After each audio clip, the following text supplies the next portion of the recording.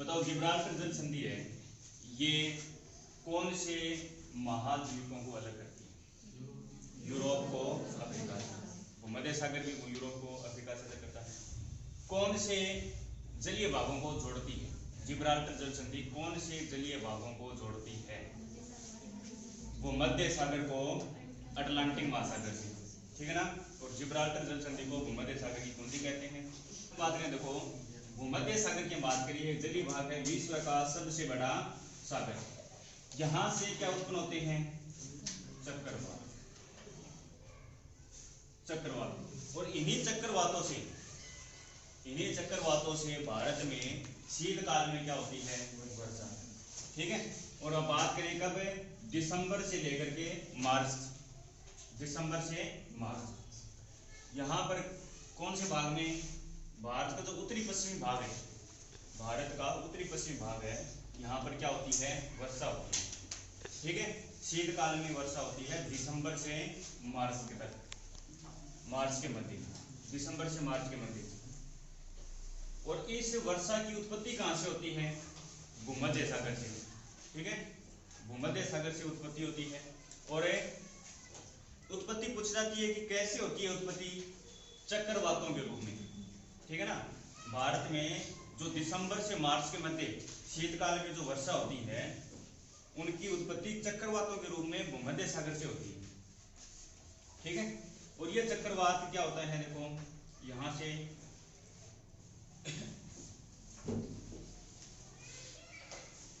इस प्रकार से जाते हैं, बीच में एक झील भी आती है। कौन सी झील आती है? कैस्पियन सागर। कैस्पियन है, ये विश्व की सबसे बड़ी और सबसे बड़ी खारे पानी की झील। विश्व की सबसे बड़ी झील कौन सी है? कैस्पियन सागर। विश्व की सबसे बड़ी खारे पानी की झील कौन सी है? कैस्पियन सागर। कैसे पिए? कैस्पियन सागर। कैस्पियन सागर विश्व की सबसे बड़ी झील है और सबसे बड़ी खारे पानी की झील। ठीक है।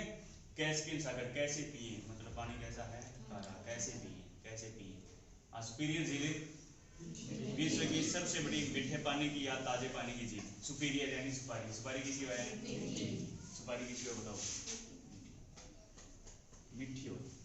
जहाँ राखी कैस्पियन सागर है ना, जो कैस्पियन सागर है, ऐसे सागर 5 देशों की सीमा लाते हैं, 5 देशों के साथ सीमा बनाती है कैस्पियन सागर। तो भूमध्य सागर से जो चक्रवात उत्पन्न होते हैं वो कैस्पियन सागर झील की ओर जाते हैं। ठीक है। और फिर देखो यहां से क्या करते हैं? ये नमी प्राप्त करते हैं और इसी नमी के कारण फिर भारत में क्या होती है? वर्षा। और कौन से भाग में वर्षा होती है बताओ? उत्तरी पश्चिमी भाग से। अपन जो काम की बात है वही ध्यान रखना।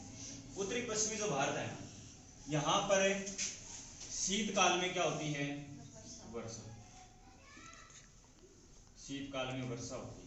और टाइम पूछे तो टाइम की बात करें तो दिसंबर से मार्च के मध्य।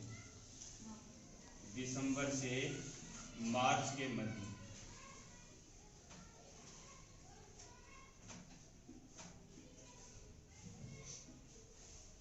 भारत में शीतकाल में दिसंबर से मार्च के मध्य वर्षा होती है। कौन से भाग में? उत्तरी पश्चिमी भाग में, भारत के उत्तरी पश्चिमी भाग। ठीक है। जैसे बात करें राज्यों की बात करें तो जैसे पंजाब है, राजस्थान है। ठीक है। पंजाब, राजस्थान। और यहाँ पर थोड़ा सा भाग किसका जाता है? उत्तर प्रदेश का जाता है। ठीक है। थोड़ा सा भाग है हरियाणा का भी आ जाता है। तो यहाँ पर क्या होती है? ये ज्यादातर यहीं पर वर्षा होती है, उत्तरी पश्चिमी भाग में। ठीक है। कौन से टाइम में? शीतकाल में। उत्तरी पश्चिमी भारत के पंजाब, हरियाणा, राजस्थान, उत्तर प्रदेश में वर्षा होती है। और ये जो वर्षा होती है उत्तरी पश्चिमी भाग में, जो दिसंबर से मार्च के मध्य, इसकी उत्पत्ति कहाँ से होती है? भूमध्य सागर से चक्रवातों के रूप में। चक्रवातों के रूप में होती है। ठीक है। फिर हम बात करें देखो कि राजस्थान के अंदर जो ये वर्षा होती है ना, राजस्थान में ये जो शीतकाल में जो वर्षा होती है, इसको क्या बोला जाता है? इसको बोला जाता है मावठ। राजस्थान में शीतकाल में होने वाली वर्षा को क्या कहते हैं?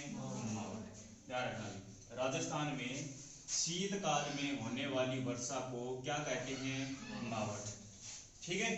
और इस मावठ की उत्पत्ति भूमध्य सागर से चक्रवातों के रूप में होती है। ठीक है ना। देखो, इस मावठ की उत्पत्ति ये भारत के कौन सी दिशा में है? भूमध्य सागर, ये बताओ। ये चक्रवात कौन सी दिशा से आते हैं? पश्चिम की ओर से आते हैं ना। पश्चिम की ओर से आने के कारण इनको क्या बोला जाता है? पश्चिमी विक्षोभ। ये जो चक्रवात हैं, ये भारत के पश्चिम की ओर से आने के कारण इनको क्या बोलते हैं? पश्चिमी विक्षोभ बोलते हैं। इन चक्रवातों को क्या बोलते हैं? इन चक्रवातों को बोलते हैं पश्चिमी विक्षोभ। क्यों बोलते हैं? क्योंकि ये पश्चिम की ओर से आते हैं, इसलिए इनको क्या बोला जाता है? पश्चिमी विक्षोभ। ठीक है ना। तो ध्यान रखना कि राजस्थान या उत्तरी पश्चिमी भारत में जो शीतकाल में वर्षा होती है, ठीक है, इनकी उत्पत्ति भूमध्य सागर से चक्रवातों के रूप में होती है।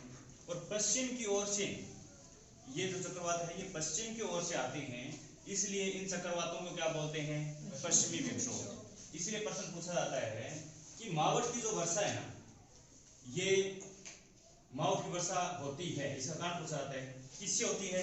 पश्चिमी विक्षोभों से। मावठ की वर्षा होती है किससे होती है? पश्चिमी विक्षोभों से। ध्यान रखने का प्रश्न आता है एग्जाम में कि मावठ की वर्षा होती है। राजस्थान में होने वाली शीतकालीन वर्षा को क्या कहा जाता है? मावठ। और ये मावठ वर्षा किससे होती है? पश्चिमी विक्षोभों से। ठीक है। इसकी उत्पत्ति होती है भूमध्य सागर से चक्रवात के रूप में। ध्यान रखना, चक्रवात के रूप में। अब देखो, और हम बात करें कि राजस्थान में जो वर्षा होती है ना, मावठ, ठीक है, ये सबसे ज्यादा कौन से माह में होती है? ठीक है। तो ये प्रश्न आता है कि कौन से माह में सर्वाधिक वर्षा होती है? सर्वाधिक कौन से माह में होती है? तो माह की हम बात करें तो जनवरी माह में सबसे ज्यादा वर्षा होती है मावठ की। राजस्थान के अंदर, राजस्थान में सबसे ज्यादा जो मावठ की वर्षा है, ये कौन से माह में होती है? जनवरी माह में। तो ध्यान रखना, जनवरी माह में सबसे ज्यादा मावठ की वर्षा होती है। और एक प्रश्न आता है कि मावठ की वर्षा कौन सी फसल के लिए उपयोगी है? तो ध्यान रखना, दिसंबर से लेकर के मार्च की बात की गई है ना, इसके मध्य होती है ये। और इस टाइम में कौन सी फसल बोई जाती है? रबी की फसल। तो ध्यान रखना, रबी की फसल के लिए सबसे ज्यादा इंपॉर्टेंट होती है फसल की हम बात करें तो रबी की फसल।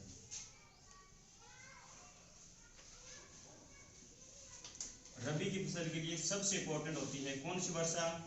मावठ की वर्षा। ठीक है। मावठ की वर्षा रबी की फसल के लिए सबसे महत्वपूर्ण होती है। ठीक है। और रबी की फसल में हम बात करें कौन कौन सी आ जाती हैं? तो रबी के अंदर आ जाता है गेहूं, जौ, चना, सरसों, और हम बात करें मटर। मोटा मोटी ये नाम लिए थे, ठीक है ना, गेहूं, जौ, चना, सरसों, मटर। तो इसके लिए सबसे इंपॉर्टेंट होती है, ठीक है। तो ध्यान रखना है कि जो मावठ की वर्षा है बस सबसे ज्यादा कौन सी फसल के लिए उपयोगी हो है? रबी की फसल के लिए। और रबी की फसल में गेहूं, जौ, चना, सरसों, मटर ये आदि। ठीक है। कई बार आ जाए कि निम्न से कौन सी फसल के लिए मावठ की वर्षा उपयोगी नहीं है? ठीक है। तो एक नाम जैसे गेहूं, चना, सरसों, बाजरा, तो कम क्यों हो जाओ? बाजरा हो जाओ। ठीक है। और सबसे ज्यादा चना और गेहूं के लिए ज्यादा उपयोगी है। और इसके लिए उपयोगी होने के कारण है जो मावठ की वर्षा है ना, इस मावठ की वर्षा को क्या बोलते हैं?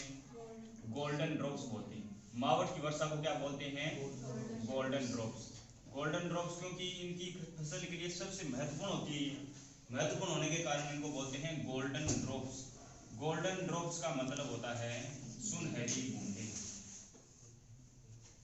सुनहरी बूंदें,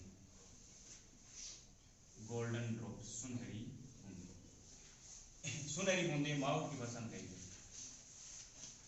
तो ये एग्जाम में सबसे महत्वपूर्ण प्रश्न जो राजस्थान में या भारत में शीतकाल में जो वर्षा होती है, इसका देखो एग्जाम में कितना प्रश्न पूछे जाए।